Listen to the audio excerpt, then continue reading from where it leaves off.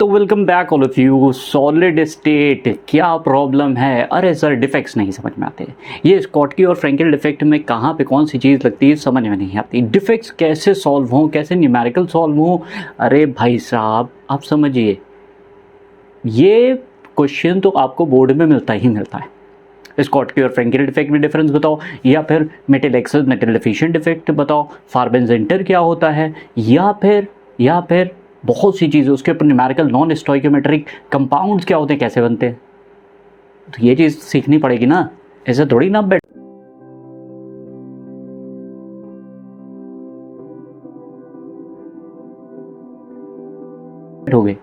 आपको सीखना पड़ेगा। तो हम लोग स्टार्ट करते हैं स्कॉटकी एंड फ्रैंकेल डिफेक्ट। उससे पहले एक चीज़, छोटी सी इन्फॉर्मेशन है। एक और चैनल है मेरा जिसका नाम है ज़िंदगी अच्छी, वो ज़रूर देखो। फॉर पर्सनल ग्रोथ बड़ी इंपॉर्टेंट चीज़ है। तो हम लोग स्टार्ट करते हैं। एक ट्रिक भी बताऊंगा स्कॉटकी और फ्रैंकेल डिफेक्ट को याद करने के लिए। देखो, स्कॉटकी और डिफेक्ट, फ्रैंकेल डिफेक्ट, पहली चीज़ कहाँ होते हैं? क्रिस्टल्स में। ये चीज़ ध्यान रखो, क्रिस्टल्स। और ये भी चीज़ याद रखो, ये स्टोइशियोमेट्रिक डिफेक्ट बोले जाते हैं। क्या बोले जाते हैं? स्टोइशियोमेट्रिक डिफेक्ट। अब ये सर स्टोइशियोमेट्री हमें नहीं समझ में आती, सीधी सी बात है, स्टोइशियोमेट्री हम लोगों को नहीं समझ में आती। तो स्टोइशियोमेट्री भैया, इट इज़ नथिंग। स्टोइशियोमेट्रिक डिफेक्ट्स होते हैं ये। स्टोइशियोमेट्री आगे चल के आपको पता चल जाएगा, वैसे भी इसमें पता चल जाएगा। तो स्टार्ट कहाँ से करें? तो स्कॉटकी डिफेक्ट क्या होता है? देखो, क्रिस्टल्स की एक खासियत होती है, क्रिस्टल्स का अगर आप लोगों ने पढ़ा है तो क्रिस्टल्स की खासियत ये होती है, they are arranged in a very definite manner. आगे चल के एक जो लोग थर्मोडाइनमिक्स वगैरह पढ़ चुके हैं या जिन्होंने पढ़ा है उन्होंने ये भी देखा होगा कि क्रिस्टल्स में परफेक्टनेस बड़ी ज़्यादा होती है। एब्सोल्यूट जीरो टेम्परेचर पे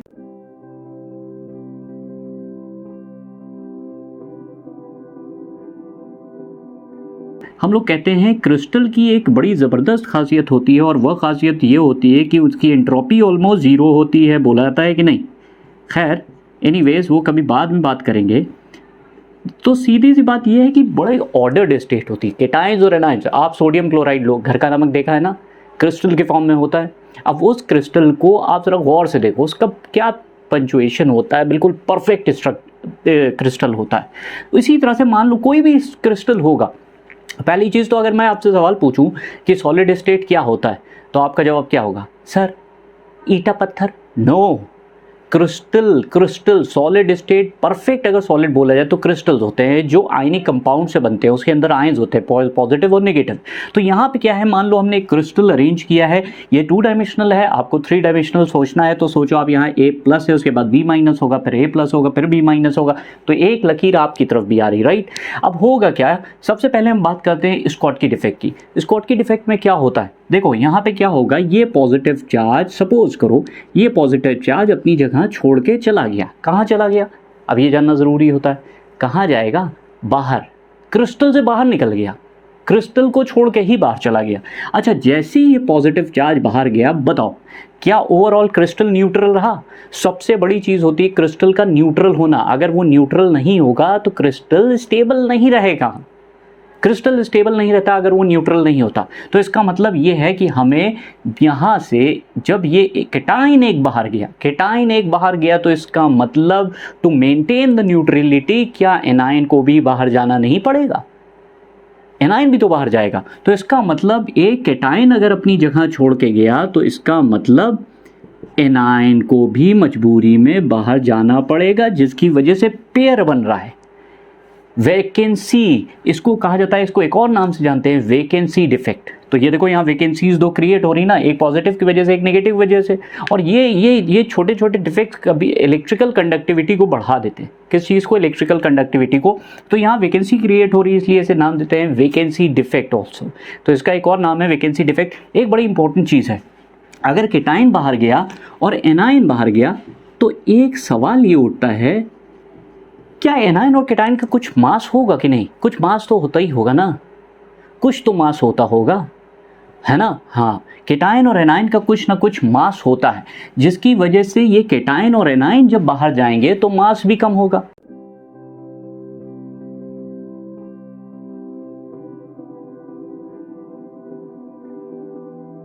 होगा कि नहीं?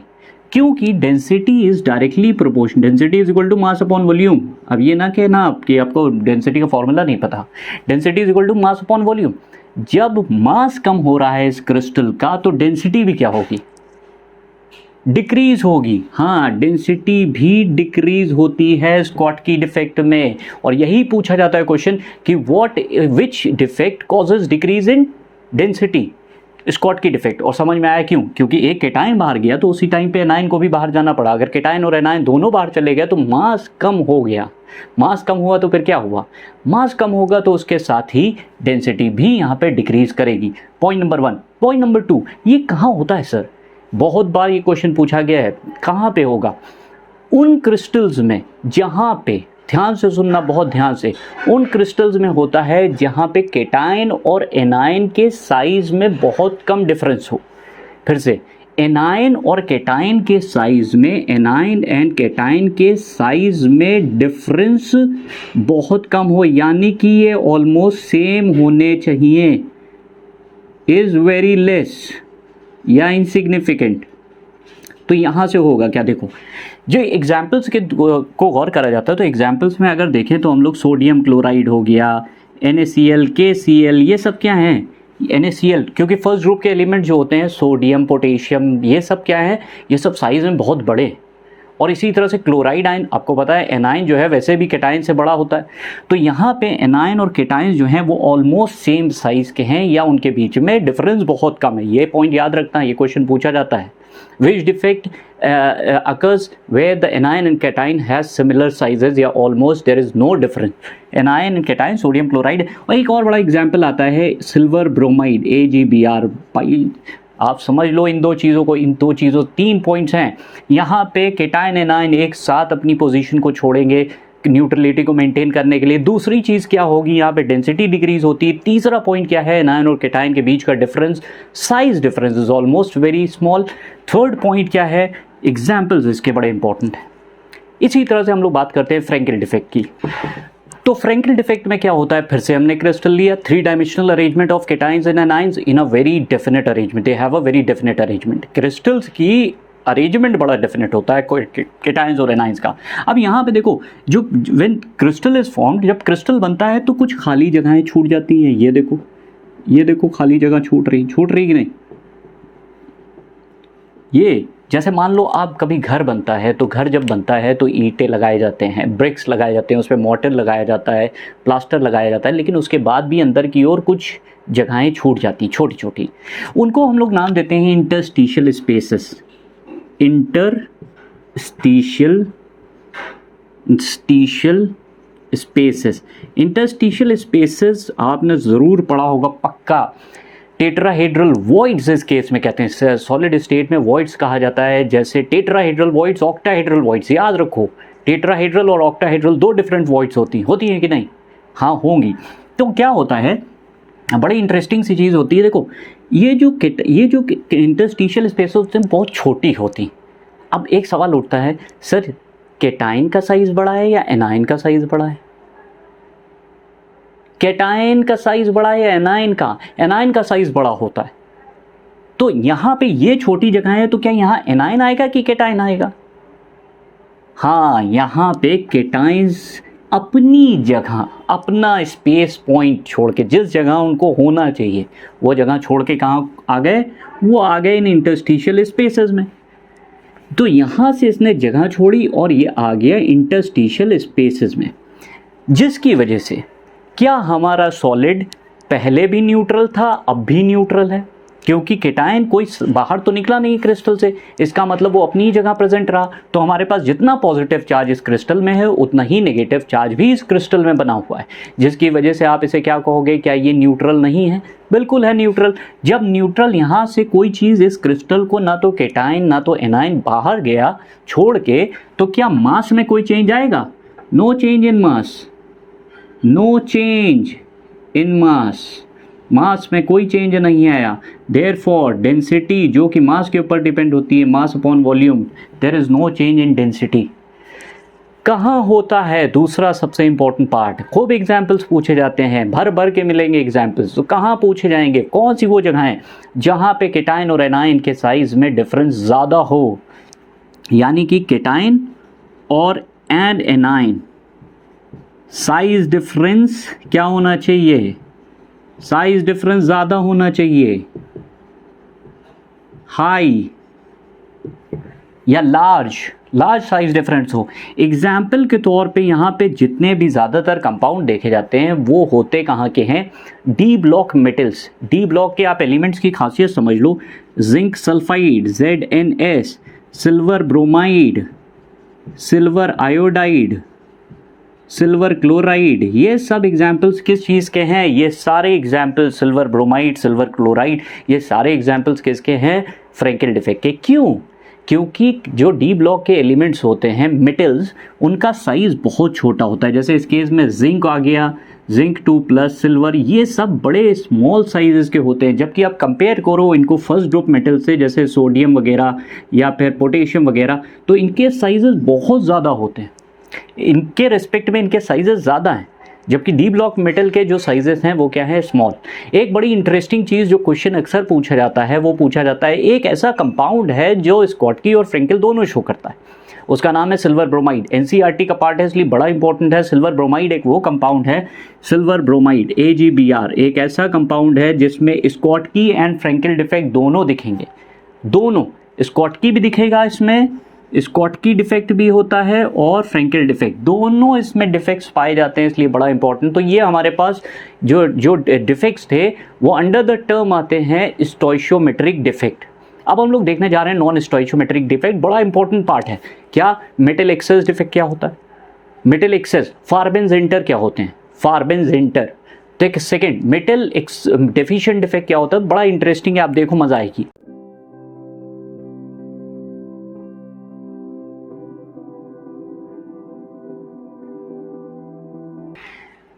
तो ये हम लोग देखने जा रहे हैं, एक सोडियम क्लोराइड का हमने क्रिस्टल लिया, किसका, सोडियम क्लोराइड का, और ये डिफेक्ट हम लोग देखने जा रहे हैं मेटल एक्सेस डिफेक्ट। वो भी किसका पार्ट है, नॉन स्टोइशियोमेट्रिक डिफेक्ट का, नॉन स्टोइशियोमेट्रिक डिफेक्ट का पार्ट है। अभी समझ में आ जाता है क्यों, स्टोइशियोमेट्रिक डिफेक्ट।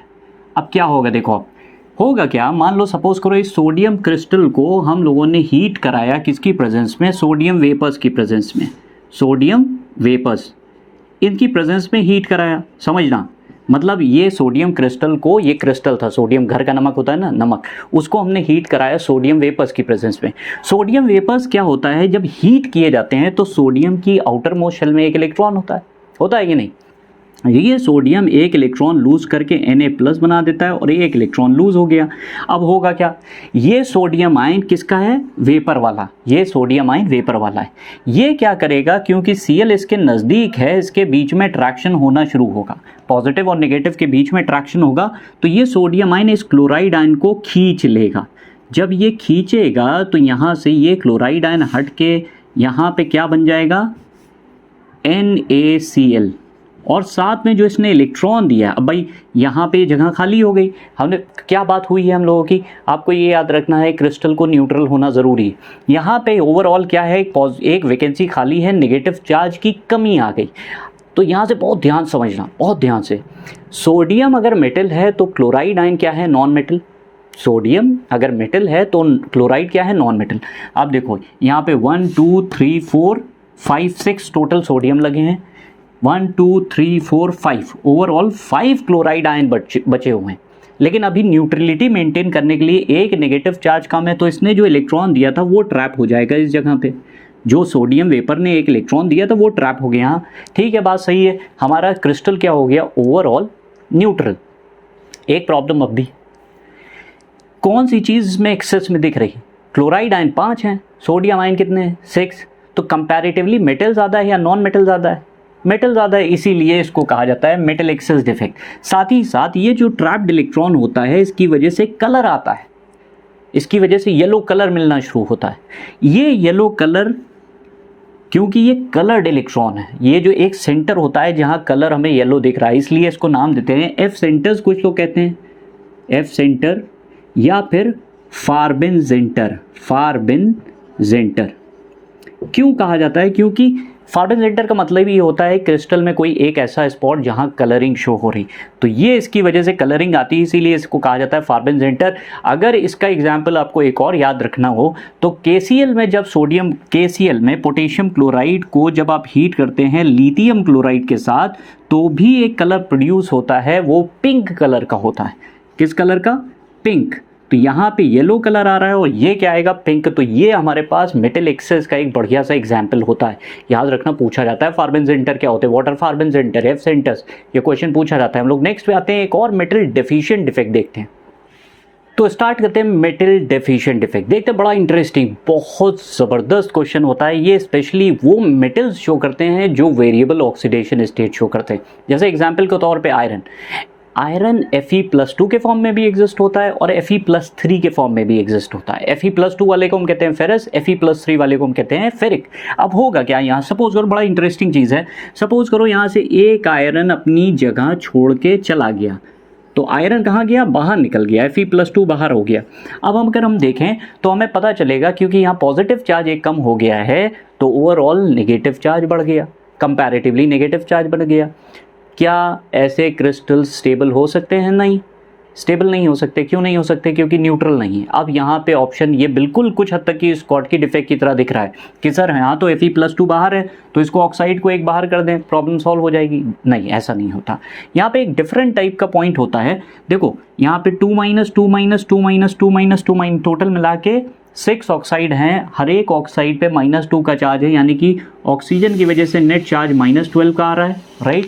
और आयरन की वजह से जो नेट चार्ज आ रहा है वो कितना आ रहा है? +2 +2 +2 +2 +2, टोटल कितना चार्ज आ रहा है? 5 का, यानी कि Fe+2 की वजह से 10 हो रहा है, लेकिन ओवरऑल न्यूट्रलिटी नहीं। तो यहाँ पे एक बड़ी इंटरेस्टिंग सी चीज़ होती है, यहाँ पे 2 आयरन Fe+2 जो है वो कन्वर्ट हो जाता है Fe+3 में, एक एटम, इसी तरह से एक और एटम कन्वर्ट हो जाएगा Fe+3 में। अब आप काउंट करके देखो, नेगेटिव पॉजिटिव चार्ज बराबर हो रहे हैं, +6 और यहाँ पे 6, टोटल मिला के पॉजिटिव चार्ज 6 हो गए और नेगेटिव चार्ज भी 6 था। ओवरऑल हमारा मॉलिक्यूल क्या, कंपाउंड क्या हो गया? न्यूट्रल, जिसकी वजह से क्या हुआ। लेकिन एक चीज़ यहाँ देखने वाली है कि अगर आयरन जो है वो मेटल है तो ऑक्साइड क्या है? Non metal. तो हम चेक करके देख लेते हैं कौन सी चीज़ ज़्यादा है। ऑक्साइड 1 2 3 4 5 1 2 6 ऑक्साइड है, आयरन कितने हैं? 5। तो कौन सी चीज़ ज़्यादा है? मेटल ज़्यादा है या नॉन मेटल ज़्यादा है? ऑक्साइड को अगर नॉन मेटल मानोगे, आयरन को मेटल मानना पड़ेगा, मेटल ही तो होता है। तो कौन सी चीज़ ज़्यादा है? यहाँ पे नॉन मेटल ज़्यादा है, यानी कि ऑक्साइड ज़्यादा है, लेकिन मेटल क्या है? कम। इसीलिए इसे नाम देते हैं मेटल डेफिशिएंट डिफेक्ट। और इस तरह की डिफेक्ट की वजह से, यानी कि इस क्रिस्टल में अगर आप ध्यान से देखो, इस क्रिस्टल में तो आपको दिख रहा है Fe+2 आयरन की दोनों स्टेट्स एग्जिस्ट कर रही हैं, Fe+2 भी है, Fe+3 भी है। इसीलिए ऐसे कंपाउंड्स को हम लोग, वैसे ये कंपाउंड जो लिया था हम लोगों ने लिया था फेरस ऑक्साइड, लेकिन कभी भी फेरस ऑक्साइड आप पाओगे तो फेरस ऑक्साइड में कई तरह से लिखा जाता है, जैसे 0.93O या फिर Fe.96O। निकल के केस में भी जनरली डी ब्लॉक एलिमेंट्स में ये सब चीज़ें देखी जाती हैं। जैसे निकल के केस में भी आपको ऐसे दिखेगा, निकल 0.94O ऐसे करके दिख जाता है। तो ये जो मतलब फ्रैक्शन आ रहा है, इसी फ्रैक्शन को कहते हैं नॉन स्टोइशियोमेट्री। वैसे ये देखिए 1:1 का रेशियो, मतलब एक आयरन पे एक ऑक्साइड, लेकिन यहाँ पे डिफरेंट आ रहा है, 1 ऑक्साइड के लिए 0.93 आयरन। तो ये द मेटल डेफिशिएंट डिफेक्ट। तो ये सारे डिफेक्ट्स बड़े इंपॉर्टेंट है, क्वेश्चन पूछे जाते हैं, इसके ऊपर न्यूमेरिकल बनते हैं। तो जो लोग ऑनलाइन पढ़ना चाह रहे हैं वो ज़रूर से ज़रूर कांटेक्ट करें, नीचे नंबर्स चल रहे हैं। बाकी चीज़ों के लिए बाद में मिलते हैं, एक और टॉपिक के साथ मिलेंगे। Till then, thank you so much.